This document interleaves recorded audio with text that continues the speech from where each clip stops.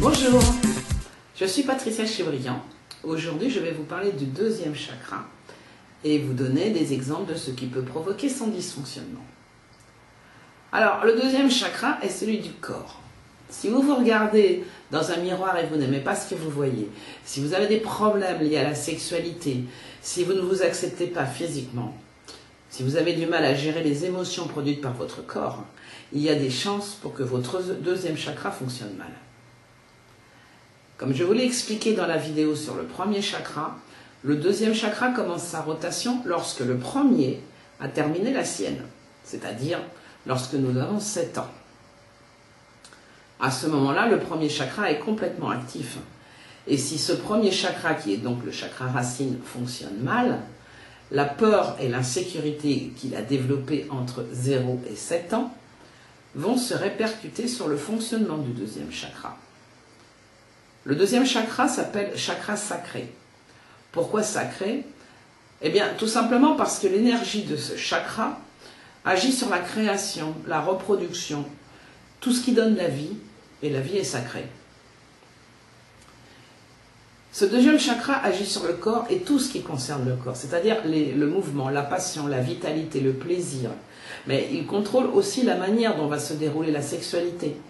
Et donc, il s'appelle aussi chakra du sexe. Il a 2 noms. L'énergie de ce chakra se répercute sur la vie entre 7 et 14 ans. Le fonctionnement qu'il va avoir dépend de l'influence positive ou négative du premier chakra, mais du comportement des parents, de la famille et de ce qu'il va se passer à l'école. Puisque l'école, là, dans cette période, ça concerne directement l'enfant. Il va rencontrer des nouvelles personnes, se faire des amis, des copains, des copines. Et puis les enseignants, il faut qu'il obéisse, il rentre dans un système qu'il n'a pas à la maison. Donc ce chakra sacré est celui du corps et des émotions, mais pas l'amour. C'est les émotions que produisent le corps. L'amour, c'est le 4e chakra, on verra ça plus tard. Donc en fonction de son âge, puisque c'est le chakra du corps et des émotions, l'enfant va commencer à poser des questions sur la sexualité, sur comment il est venu au monde, comment ses parents ont fait, toutes sortes de choses comme ça. Et la difficulté pour de nombreux parents, c'est de répondre à ces questions. Alors, pour eux, pour beaucoup, c'est tabou, ils n'osent pas aborder ces problèmes, tout ce qui concerne la sexualité, le développement du corps. Et s'ils n'en parlent pas, parce qu'eux-mêmes ont des problèmes au niveau de ce chakra, parce que quand on n'ose pas en parler, quand c'est des sujets un petit peu qu'il vaut mieux éviter, c'est qu'il y a des problèmes. Mais l'enfant, lui, il a besoin de réponses à ces questions. Alors, s'il réalise que ses parents sont gênés ou qu'ils n'osent pas répondre ou quoi que ce soit, ces informations, il ira les chercher ailleurs. Et avec tous les risques que ça comporte, surtout quand c'est ailleurs, c'est Internet. Alors, en fonction des réponses ou du manque de réponses qu'il va obtenir, il peut facilement associer son corps et ses émotions à la honte et au dégoût. Et plus tard, ça provoquera chez lui des gros problèmes relationnels. Ça se répercutera aussi sur les relations amoureuses. Cette période entre 7 et 14 ans est une période importante car le corps prend de plus en plus de place, il a besoin de mouvement. Or, bon, déjà, au niveau du système scolaire, on impose trop souvent à l'enfant de faire exactement le contraire, c'est-à-dire on n'encourage aucune activité physique. Il faut quand même bien reconnaître qu'en 2016, l'école n'a toujours pas assimilé ce que les Romains et les Grecs savaient, à savoir que pour que l'esprit soit en bonne santé, il faut impérativement que le corps y soit lui-même.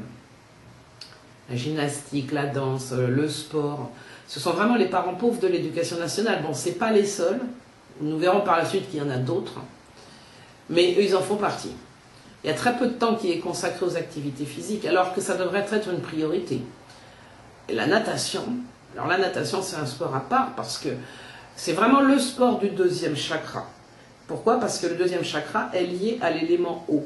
Lui, ce chakra, il a besoin d'eau pour se sentir bien. Comme je vous l'ai expliqué dans la vidéo sur le premier chakra, si ce chakra racine fonctionne mal, le chakra du genou fonctionnera mal aussi et va provoquer des problèmes de poids.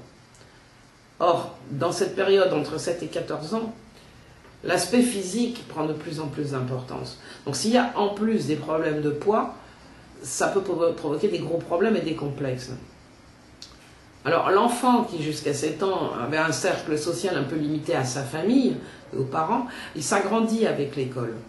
Là, il va rencontrer des individus du sexe opposé, les fréquenter.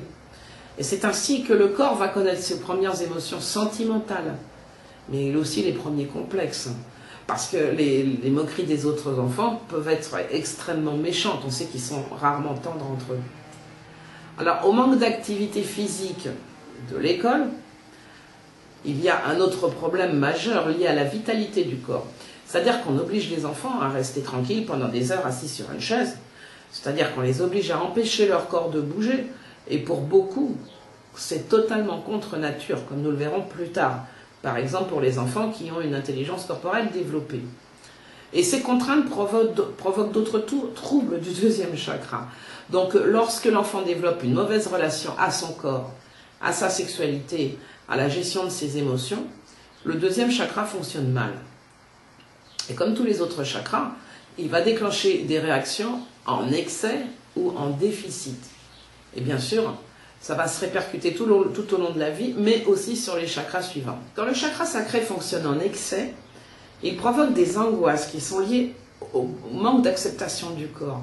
Et souvent, ça se remarque parce qu'on développe un énorme besoin d'attention qui est dû au manque de confiance en soi. Et un besoin excessif de plaire à tout le monde, même aux gens qu'on ne connaît pas, qu'on voit passer dans la rue. On a un besoin exagéré de mettre ce corps en avant. Pour certains, ça peut tourner à l'obsession. Et quand c'est une obsession, ça provient souvent du premier chakra qui injecte en plus la peur du rejet, d'être rejeté par les autres. C'est ainsi qu'il y a des gens qui passent une bonne partie de leur vie à remodeler leur apparence physique. Et pour ça, ils ont recours à tous les moyens possibles pour se créer une enveloppe corporelle qui devient leur seul et unique moyen d'attirer l'attention des autres. Enfin, c'est ce qu'ils pensent. Ils pensent qu'il n'y a que comme ça, avec le corps, qu'ils peuvent y arriver. Ils ont besoin de plaire pour se rassurer. Bien évidemment, cette attitude a des conséquences sur la sexualité, puisque ces gens pensent que pour plaire et être acceptés, il faut adopter une attitude libérée, très libérée, qui en réalité ne leur correspond pas du tout. Quand ce chakra sacré ne distribue pas assez d'énergie, donc quand il fonctionne en déficit, eh ben, on subit son corps comme un poids, on le traîne, on n'a pas du tout envie d'en prendre soin, tout simplement parce qu'on a envie d'avoir un autre aspect. On ne s'aime pas physiquement, et donc on a aussi des difficultés pour exprimer ses émotions, à avoir des contacts physiques, aussi bien dans les relations amoureuses que familiales ou amicales. C'est-à-dire qu'on n'aime pas embrasser, on n'aime pas être embrassé, on n'aime pas tenir les gens dans ses bras, dans ses mains. Alors on évite les contacts physiques, parce qu'on a un mauvais rapport avec soi-même, avec son corps. Alors les autres peuvent prendre ce comportement pour de la froideur, et au bout d'un moment, ben, cette attitude, elle provoque le rejet, donc ça crée de la dépression et des angoisses. Nous voyons donc que pour fonctionner correctement, le chakra sacré a besoin que ce corps soit accepté, entretenu, aimé et respecté dans son intégralité, c'est-à-dire avec toutes les émotions qui viennent avec. Et ça doit être intégré entre l'âge de 7 à 14 ans, si on veut éviter de gros problèmes dans la vie d'adulte. Parce que si ce travail d'acceptation et d'explication n'est pas fait correctement, les problèmes créés par ce deuxième chakra peuvent avoir des répercussions très importantes. Et comme il est lié, il est le chakra du sexe, il est à l'origine de la plupart des problèmes d'ordre sexuel que connaissent les adultes. Il vaut mieux prendre l'habitude de le chouchouter dès l'enfance, ce corps. Parce que déjà, il est unique, on n'en a qu'un, et il doit durer toute la vie. On peut même dire que c'est notre outil de travail. C'est le plus important, puisque de son état dépend l'état de notre esprit. Donc si on veut être capable de réfléchir, d'utiliser son cerveau et son esprit correctement, il faut que le corps soit en bonne santé et en forme. Parmi les intelligences multiples, j'ai relié le deuxième chakra à l'intelligence corporelle qui nous permet de corriger son fonctionnement.